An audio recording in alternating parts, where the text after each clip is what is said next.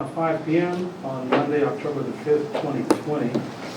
I now call to order the Policy Committee meeting of the Belton Independent School Board of Trustees. We do have a quorum present tonight. Also joining us is Dr. Matt Smith, counsel for the district, Holly Wardell, and other administrators. Connie, do we have anyone signed up for any public comments? No, sir. Okay, so let's move down on our agenda to item 3A, discuss CW local naming of facilities. Thank you all for being here tonight. I am filling in for Mike Morgan, so I'm going to do my best and present you some information this evening on policy CW local, which is on naming facilities. The document that's been attached here and that you see is our current policy, and then I want to point to you all the section that says components and examples of other CW local policy samples. So Mike went through and did some research through some other school districts around and looked at CW local. The purpose of us bringing you this policy now is in regards to naming facilities, and wanted to have a good, thoughtful discussion with this policy committee. There have been a couple of questions that have come up about possibly naming facilities after former teaching staff members, et cetera, have passed away, and wanted the committee to be able to look at the policy and be able to potentially adjust it if need be. So the purpose of bringing this to you is to have your eyes on this policy and to think about it for the future in case we do take any action. There are a couple different components that I think you'll see in the policy samples that Mike provided there. And you see that ours is a rather short local policy. If you go to some other school districts, they're rather lengthy and even get into detailing how a school district might choose mascots, etc. I think that some of these things really are about opening new facilities, and others are about naming or renaming facilities in a school district as well. A couple of things to point out: there are usually in the policies that Mike pulled some kind of criteria or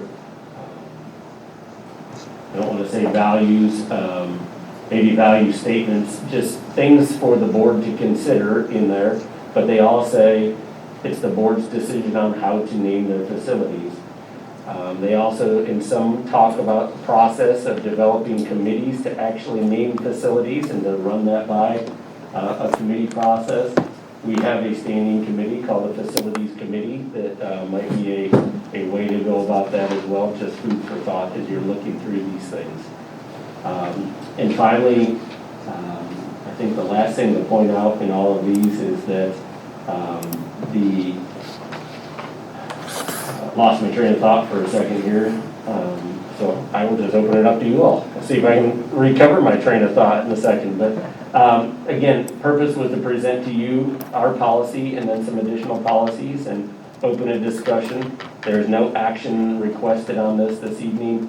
If there is action that you all would like to take, it can be at a further meeting, but we don't plan to present this in October or November for revisions unless you all say, hey, we want to check some things out. So Matt, our current policy is just that top names on buildings? Yes, sir. It's a very short local policy that we have. And then you see all of that underneath where it says components and examples of others are items that Mike pulled from other local policies. So that's all of them, all the way down to page 6? Page 7? No. Yeah, all right, page 7, right? Correct. Yeah, it's a total of 6 pages, I think, just for this one, yes. Now, when I went through that, I mean, sometimes there's a committee, sometimes there's not a committee. Mm-hmm. So it's not necessarily, it doesn't flow right now, right? I mean, did I read that correctly? It's not flowing. It is not flow, Okay, correct. all right. So the idea is to pick and choose or draft our own. Yeah, exactly. And I think that, whole purpose in presenting to you all is to get a sense of what you would feel comfortable with. If it's keeping with our local policy as written, that's totally fine. If it is some things that you would like to see put in that regarding value statements, we can start to explore those sections in a little more detail and provide you more information. So whatever your interest is as a committee, we would. So some of those provisions are quite broad in that the committee's comprised of 15 or 20 people, a couple of board members that are appointed by the president of the board, and then from then on, you select folks from the district, parents, even students. What are y'all's thoughts on that? Chris, Rosie, anything on that? We're gonna have some naming to do in the next 15 years. Right. So, I mean, this seems like a reasonable thing to try to get in front of and lay the groundwork before we have to do naming. I mean, I didn't go through and pick out like, okay, this is exactly like what I wanted to read, but some things that I liked through here were, you know, the piece about the building plaque seemed to make sense. And I looked at my picture from the plaque from Lake Belton High School, and you know what? It checks all of the boxes, right, that we saw, right? So that seems easy and seems to eliminate a discussion that we have to have about what goes on there, right? So that made a lot of sense. That's the easy part. Yeah, that's the easy one, right? That's easy. And then when you get to the naming, right, I also think about, like, what did the city of Belton just go through with the naming of, the renaming of Confederate Park, right? And so, I liked sort of the idea of naming a committee. I liked the idea of, naming board members, and so I would think maybe it's one or two, right, whatever that is. I like those ideas.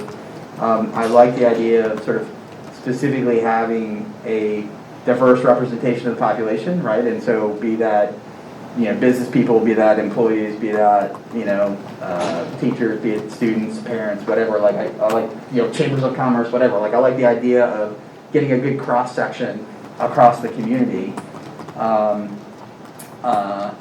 What I didn't, there was one, I think from Prosper and Leander, that talked a little bit about sort of the kinds of names that could be suggested, right? Like prominent educators, notable pioneer families. I don't know how prescriptive we need to be there.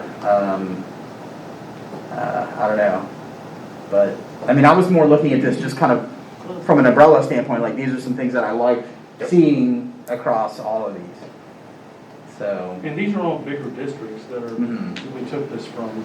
Yeah. And obviously, the bigger you are, the more facilities you're going to have, and these issues are going to arise. Yeah. It seems to me that the procedure needs to be clear, concise, and I mean, it just needs to be well written. The steps need to be clear as to what the process is. Do you have a committee for everything? I mean, if you want to name the gymnasium, do you have to have a committee for that and go through the whole process? Right.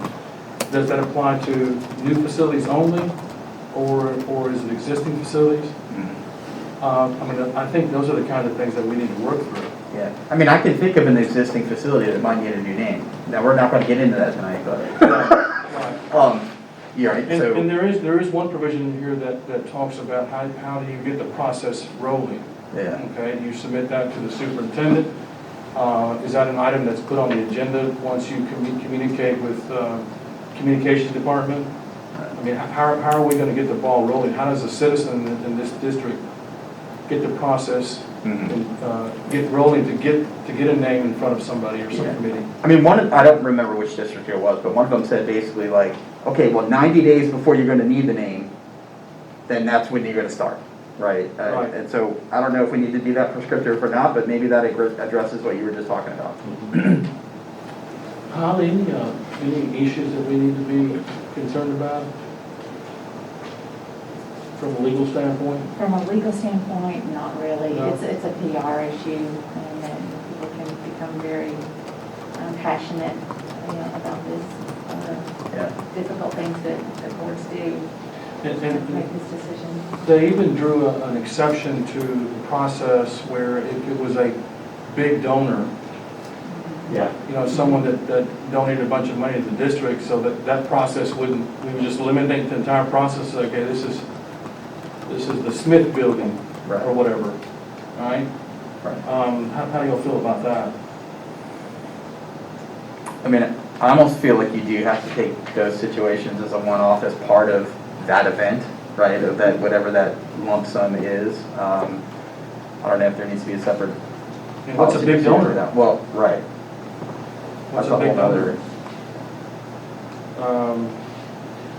When I read these different scenarios or the from different school districts. It seems like we need to define what this term means or define what that term means. I mean, it came up from time to time. So I had questions about that.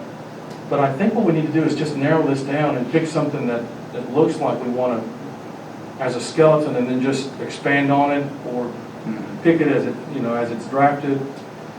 I mean, maybe let's narrow the scope to it's naming a facility. Right, that's right. Right, like, it's not gonna be mascots, it's not gonna be, but this is gonna be naming a facility, right? And that way we can put some boundaries on it. I think we start there. Yeah. So Matt, how do you suggest? I mean, you have any suggestions as to how we do that? I mean, Yeah, we wanted to kind of feel things out with you all tonight and see what stood out to you. And what we can do is we can, now next time, bring back a couple of policies that are simply focused on the naming of facilities. Part of the reason Mike chose some of these districts that he chose in there, because a lot of them are fast growth school districts and they're in the process of naming a lot of facilities. And so they had to get a good process down. And so hence the reason you see some of those that they have there. I think Kamal's 22,000 or so students now, and probably 5-6 years ago, they were probably our size or so. So that's how fast they're growing right now. So I think that's the reason behind having some of these districts on here. And what we can do is we can do some of the research and bring you back some specific examples of the areas that you want to focus on. Now what if you had, let me give you a crazy example. Let's say that you had, next month there were 25 citizens that said, we want to name this, this, this, and this. 25 names on different facilities. I mean, it can get a bit out of control. It can, and having lived. So who's the gatekeeper on that? Having lived in some other districts where this is a challenging topic, I will say this, I think that's why it's good to get our process in place now. As soon as, and I'll be really blunt, I mean, we have older facilities that may need to be renamed at some times, and we also have new buildings that are going to eventually need to be named. And if we don't have a process in place before we open up those discussions, then I think that's where it can really put board members in a very tough, as Holly said, PR situation or political situation sometimes. Now, are these committees going to be advisory, or is whatever they say, is that? Yeah, Advisory. I would always think that you would want to lean on an advisory committee, and I think the other thing that we could do is we could really explore how other school districts might use existing committees already in place. For example, you do have a facilities committee, so maybe it's a facilities committee acts reviewing citizens' requests once a year on naming facilities or something to that effect. And that the flow of work flows through that committee, so you already have board member representation on there and you already have administrative representation on there. So there are things that we can explore that might fit within the existing structures that y'all have established prior to my arrival here that might work well. I think that we have to be careful with, I know that we're fast growing and we have to look at fast growing districts, right? But I think we have that constant responsibility to remember that Belton likes to think of themselves as small, right? So how do we still keep it community-based? Absolutely. But hit off, so that was a little bit my struggle with that, with looking at the bigger districts. And I don't have an answer, but I think we have to make sure we're building that in. Well, in one of those, when they talked about names, I wrote down 4 things that they wanted to address in a name. It's got to be meaningful to students. It's got to be meaningful to community leaders, meaningful to, or be a sense of a source of pride, and then lastly, reflect traditions of the district. How do you folks feel about that? I mean, should we include something like that? Do we make it that specific? I would think so, but I think with traditions of the district, we're going to have to be really careful to keep the district. Yeah, right. Right. Yeah, I mean, that's what I was alluding to a little bit earlier when I was talking about sort of the prescriptive nature of what it is. Because I think, again, Prosper and Leander, I think, got like 7 bullets deep into, right, well, here are the things. Does this automatically keep going back? Yeah, it does, doesn't it? Sorry, commenting on board book. Are you watching it jump around on my screen? Well, I just moved. Were you Oh, yeah, following okay. me? Yeah, I was. Oh, yeah. sorry. Then I moved. No, you're fine. But I went to Prosper in the end. Now I lost my place. Sorry. Well, I lost my train of thought earlier. Yeah, I mean, I think those are good sort of guiding principles, but they're also really squishy, right? And so it does give you a little bit of room to run if you need room to run, but also gives us an excuse to kind of pull it back in. So the 3 or 4 principles that you just rattled off, like I almost like those principles better than like the 7 that were enumerated. Yeah. Okay, so maybe next meeting, Matt, or some other meeting in the near future, you'll have the skeleton for us. We will be glad. Basically, it's just gonna be entitled naming of a facility. I mean, how far do you wanna go with it? I mean, It could be new, existing, one of these went stadium, it could be a stadium. Yeah. So one of these went so far as to say that basically, like, you could name a standalone thing, but you can't name part of the thing.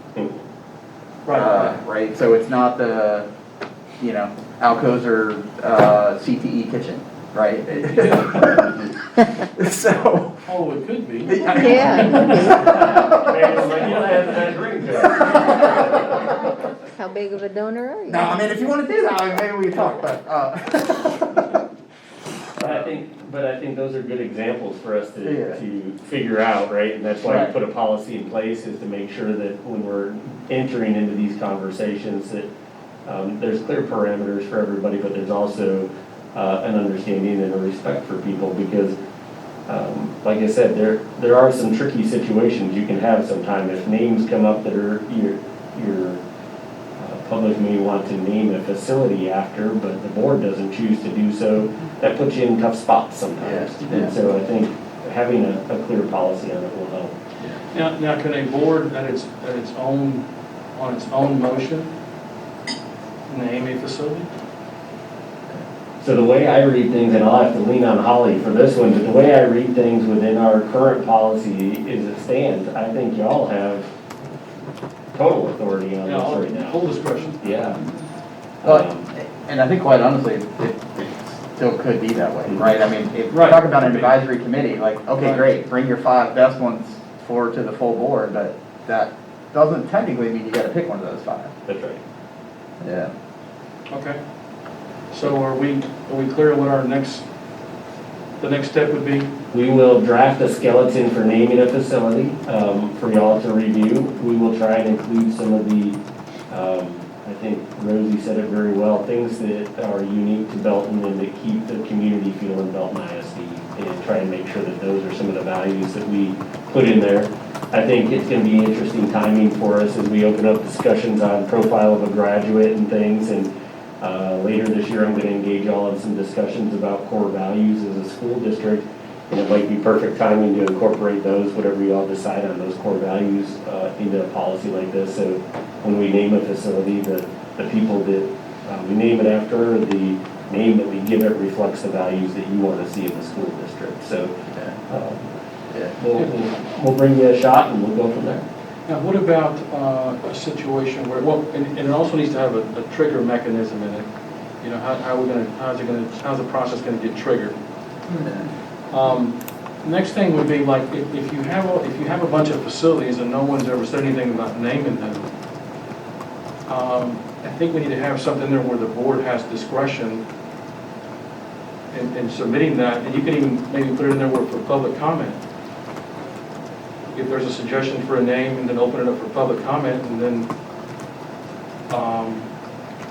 maybe have a subsequent meeting, and then vote on the name. Give me an example. Are you talking like the bus barn, or like something that like wouldn't necessarily have a name, like it's now the floor bus barn? Yeah. Like, Yeah. okay. So it might be that there's a provision that is, maybe for naming new facilities and renaming facilities that already exist. Because I think we wanted, sorry, Or Holly, I know naming you're a trying to get facility something. Doesn't even have a name, it's an Yeah. existing facility. But I don't know that we want to open the gates of, hey, look, let's now, like, we're not taking naming suggestions to rename everything that we already have. Like, Right. that's not the business thing. Right. That's not why we're doing it. Right. Yeah. The question is, do we have a provision in there that allows that? Right. But that's what you're talking about with the triggering mechanism, right? That would cover that particular issue, would it not? I think it does. I think Holly's trying to get something. I was just going to throw out one other thing, not that I'm suggesting this, but I know that there have been at least a couple of districts that I'm aware of that they've made the decision not to name facilities after people because of the controversy that you get into. It just becomes difficult. You may not be interested in that at all. Just wanted to toss that out there and let you know that's an option. And then the only other thing I was going to add was, is there anything that we did really well with naming Lake Belton High School, right? Is there anything that we did as part of that process that we really feel like worked for us in that we would want to continue and just learn that lesson? So, and I don't think I was really involved in that. I think I was all going down just as I was coming in, so. Rosie, were you involved in that?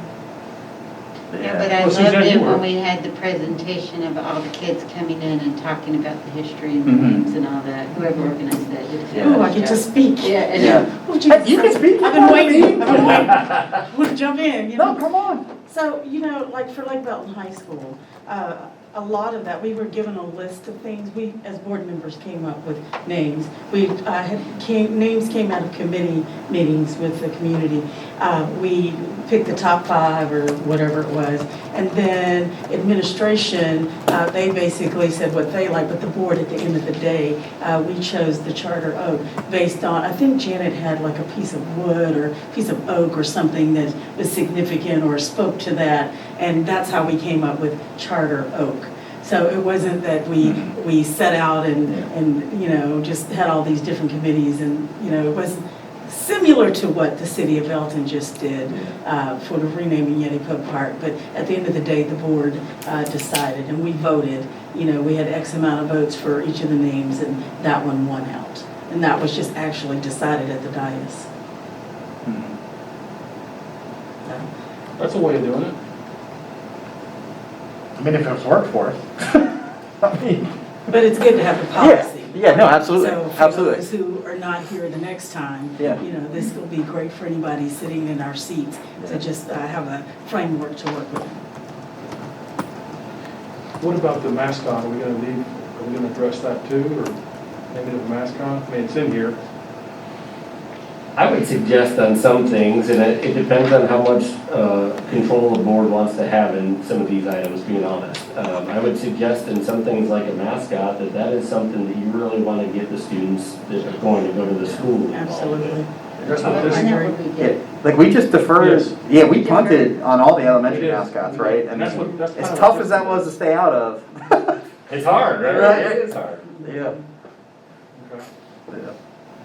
All right, so we've got a plan for that then. We will bring you back something to take a look at, and again, this is entirely your option. We just want to make sure we started talking a little bit about it with this committee, because as the topic comes up, we want to make sure if there's a policy you want in place, that we act on that prior to moving forward. So we'll bring it back hopefully next month. Okay, so we'll move down our agenda, item 3B, revisions of BS local, board policies, first reading.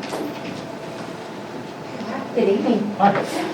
So just a minor revision to policy BF local. So this policy is specifically referencing board policies. Of course, legally referenced policies are not adopted by the board, but local policies are. And we want to make a recommendation for a slight revision. If you look at the adoption and amendment part of this policy, the board policy committee was not referenced. And what we've been doing is having a conversation with you on this, in this committee time as a first reading, and then taking it to a second reading in a board meeting. And so we just wanted to add the language about the board policy committee into this policy. So what that does is it officially makes the first reading here, as opposed to having a first reading with the board and then a subsequent meeting with the board as a whole. It makes this as an option. It doesn't mean in special circumstances we couldn't do a first reading in a board meeting, but this definitely allows it to happen in a committee meeting. Am I right on that, Holly? Yes, ma'am. Okay. Makes things more efficient. It does. Right? And it allows for good discussion and conversation in here. Of course, I think we've done that in the past, we did it here recently, and this just makes it a lot more clear. Yes. And we've been doing the readouts of this committee meeting in the overall meeting, right? So to some extent, if there was debate that needed to happen, I mean, we could have that there, right? Right. So, And there's always been an option for other board members to debate the issue at that point. right. It's not like we did the first meeting and then, you know, it had to be done at the subsequent meeting. I mean, things were still open for discussion at that time. Okay. Well, how do you feel like this is the policy committee, right, as it stands, has been working from your point of view? I think it's perfect. You know, because of Dr. Battershell, I think we're more efficient in that, because we have these committees, we're able to get in the weeds in here, and then by the time you all bring it back to the dais, it's more efficient. We can go ahead and have those second readings and so forth. So I think this is perfect. Okay. Okay. All right. I'll go back to the Glad Sounds like a plan. Sounds great, thank you. All right, item 3C, revisions of DBAA local employment requirements and restrictions, criminal history and credit reports, first reading. Good afternoon, everyone. So we have two policies that we're recommending for adoption. These policies have not existed within Belton ISD before. Our first policy is DBAA local. This policy relates to pre-employment reviews and really just documents our current practices. Nothing's changing with our current practices. This just kind of outlines what those practices are.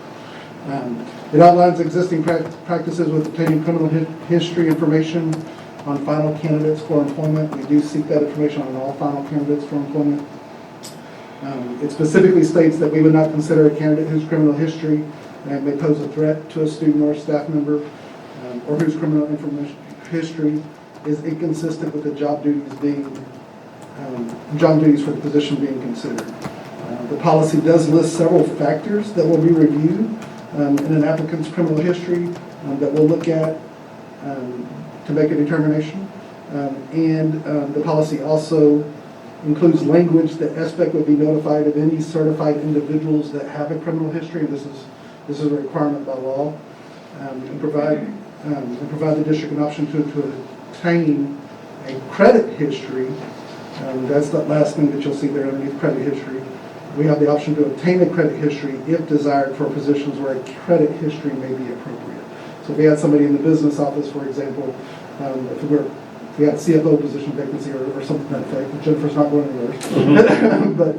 But if we had that, that might be a position that we might want to consider obtaining a credit history. The policy really is, again, it's straightforward. We feel like this is something that we should have included in our policies.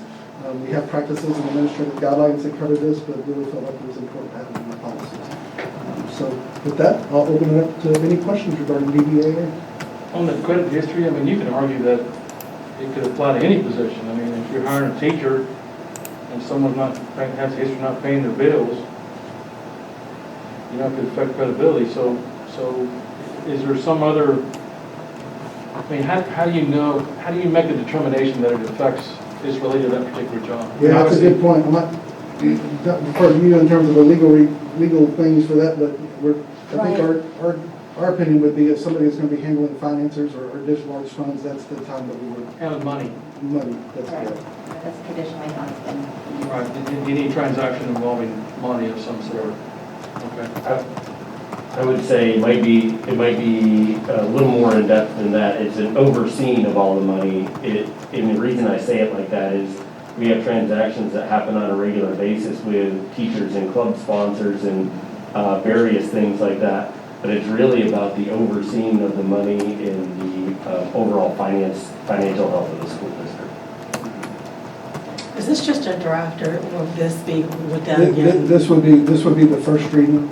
Oh, okay. Because in that first paragraph there, it says threat to stud Yeah, I saw that. employees. So that will be modified. okay. I thought I corrected all those from TASB when they sent it, but I missed that one. So this is the TASB model policy. This is the TASB model policy. Gotcha. One other question, Todd, on arrests. It says the fact that of an arrest alone does not establish that criminal conduct has occurred, and the district shall not disqualify a person based solely on an arrest. Because, I'm going to give you a crazy example, okay? You've hired a teacher hasn't started yet, you order a criminal background search and the person gets arrested for sexual assault of a child, okay? We're innocent until proven guilty, right? What do you do in that situation? I mean, should we put in this thing, add to this thing and say, well, if you're arrested for an offense that rises to the level of a felony, then perhaps we're going to put you on hold until that felony is disposed of one way or the other. I mean, Holly, what do you think? I think there's DBAA legal that kind of covers that. Right, our DMVB local, one of the reasons to support a non-renewal at the end of the contract is if, due to publicity around an outside of school event, like an arrest, it's basically impaired the individual's ability to be an effective educator. I mean, that's a reason that we'll support non-renewal, but that wouldn't be until the end of the contract. So it kind of depends on at which point of the contract, that starts, but under your hypothetical, if they haven't started yet, but they have signed a contract, then they have a contract for employment. And we can't terminate just based on the arrest, but the superintendent could place that individual on administrative leave with pay if there's sufficient evidence to support good cause for termination, could go forward with a proceeding or put the employee on administrative leave without pay. They'd be entitled to a hearing or try to do a mid-year termination if there's evidence, but you have to prove the underlying charge.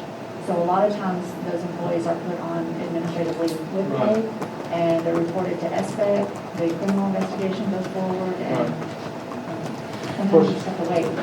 That's a timing issue there. Okay, so timing plays a big part of what happens with that particular person or that hypothetical. But if I read that one paragraph,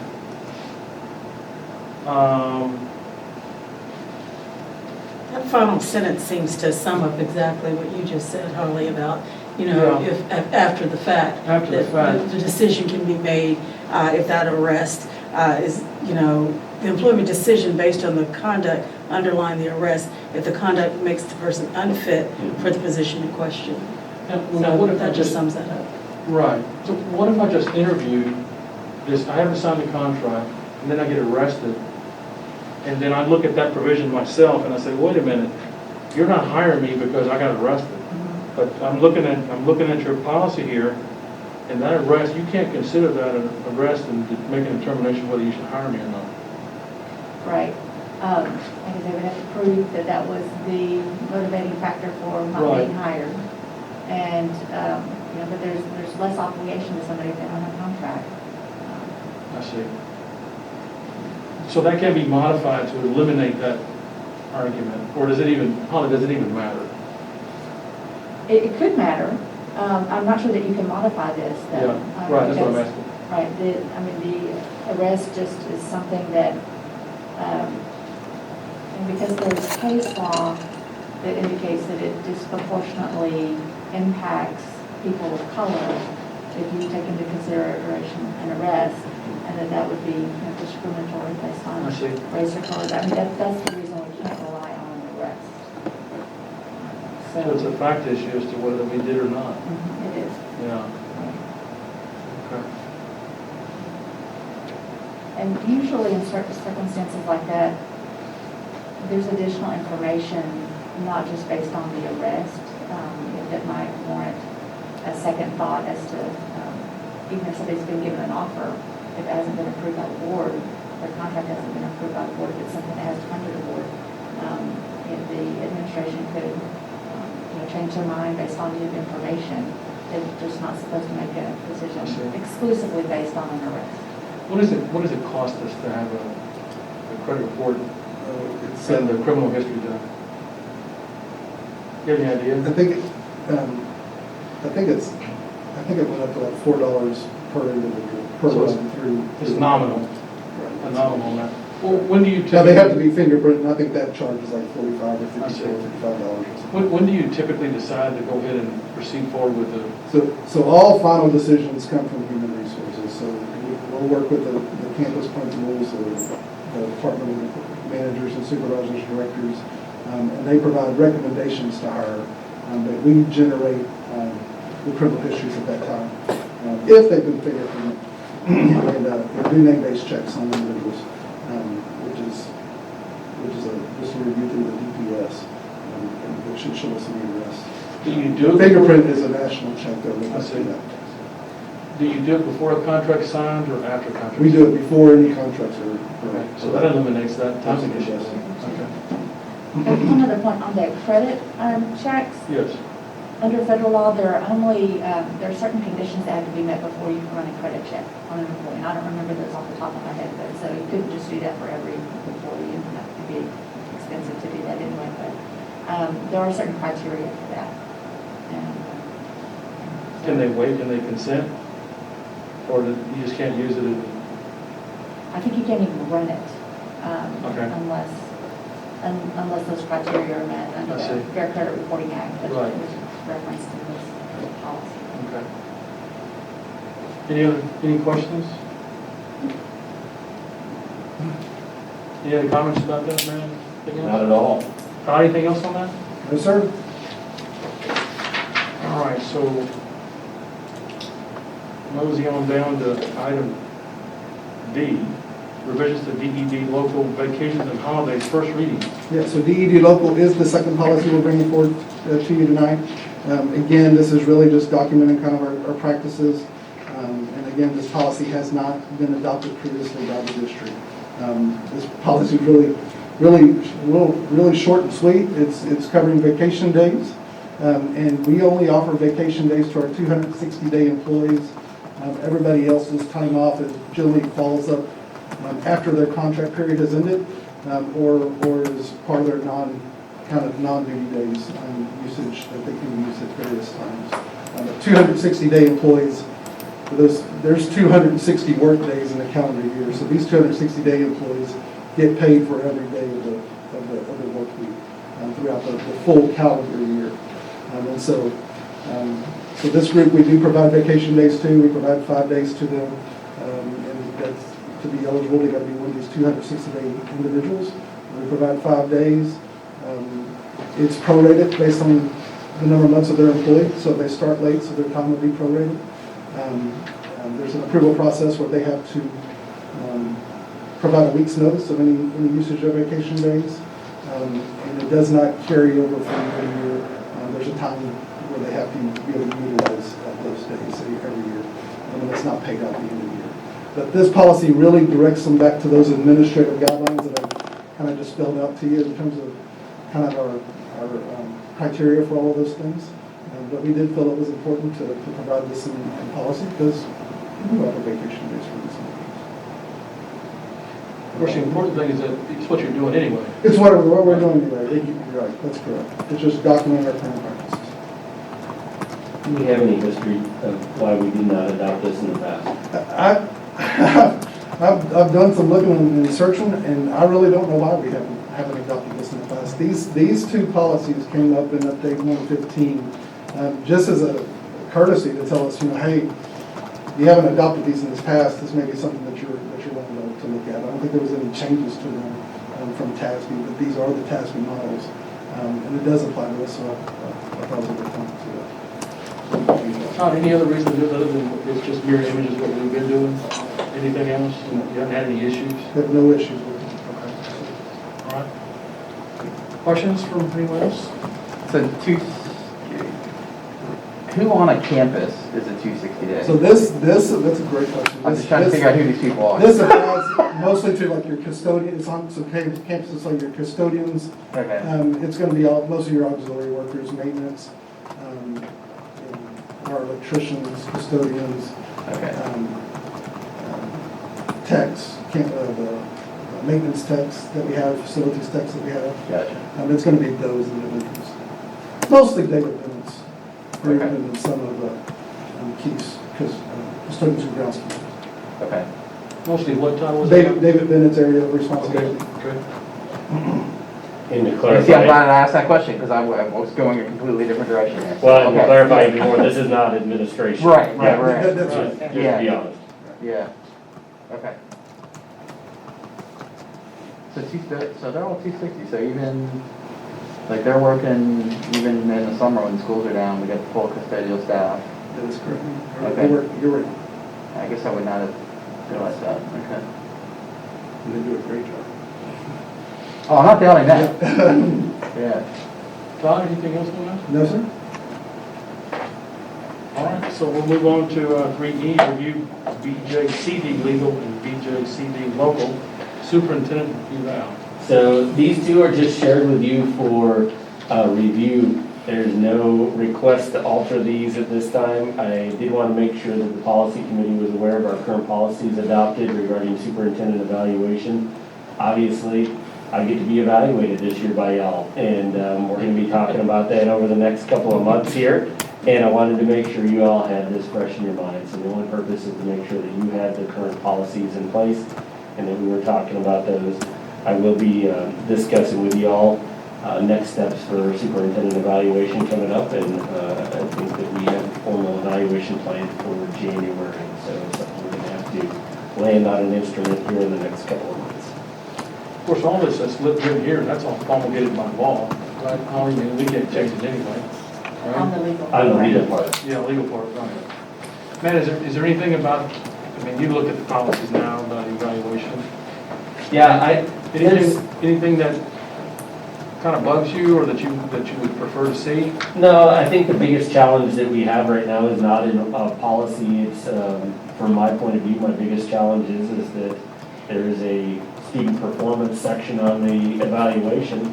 And given the interruption of COVID, that's a challenging situation for us all. And especially in the case where you started in the school district 10 days before COVID. So I don't know what it's gonna look like coming up here, but I think that's the biggest challenge from my point of view. It's not within the current policy that we have. Of course, I think, folks here, I think we're open to any of your suggestions. If there's something that you think needs to be modified as it impacts you, then by all means, I mean, bring that to us. Plan moving forward is going to consult with Holly on appropriate next steps to talk to you all about it, but we will be talking with you all about what you feel is appropriate for an evaluation instrument. We have shared goals with our district-wide educational improvement council, which is a piece of this, and when you all adopted goals and key performance measures, I think y'all knew, we tried to reiterate often that that was a key piece of the evaluation system coming up. And so I think we're going to be in a good spot on the goals, and we'll figure out the other items as well. My initial thought is that you take a look at what's listed in policy under superintendent qualifications and duties. You have a section that's related to that, and then the student performance section, we're going to do our best to figure out to the, or whatever that looks like right now, and we'll go forward from there. But I wanted to make sure that you all had this, and you can have your eyes on what your current policy says before we entertain any of those talks. Thank you, sir. Any questions from anyone? Just as a point of reference, I'm sure you've looked at the tool that has been used in the past, and I'm sure that that's where some of those modifications need to be made. So if you didn't have that, then of course I have that. The way we've done it in the past, then we've all, as a board collectively, had a closed session and went through and evaluated, and then at the end of that, I collected everyone's responses and just correlated that to one big response, and then we had that conversation one-on-one with the superintendent at the time. So I don't know if you want to continue that kind of process. It's always been closed session, but if you wanted that like a public situation, we could do that as well. That's great. Thank you. Yeah, we'll dive in together and figure it out coming up. I'm looking forward to it. Anything else? No? All right, any issues or concerns for future agenda or administrative reports from anyone? I did want to bring up real quick, while you're all thinking of that, there are two follow-up items that I think you've all asked us to follow up on, and they'll be coming up at the next couple of meetings. First, there was a specific request to take a look at any policies that might be affected or that might affect the graduate profile work that we're undertaking here. And so I believe next month, Dr. Golden's going to lay out some of those policies, and we can have a good discussion about those. I don't see any major changes that we will need to make in policy, but we'll continue taking a look at those. That's slated for November policy committee discussion. And then policy EIC local has been brought up as one that we wanted to talk about in more depth. I think we have opening discussion slated for that one for December. And what we plan on doing on that one is doing some shared learning together about different policies and also different best practices in the area of grade point average and class rank, and then start taking a look at policies after that. Our goal is to have that discussion mid-year here so that if there are any changes that can be adopted in spring prior to any kind of implications for the next graduating classes or anything like that. So the timeline was put together so that we could have some discussions over multiple meetings, not just one. Anything else? We stand adjourned.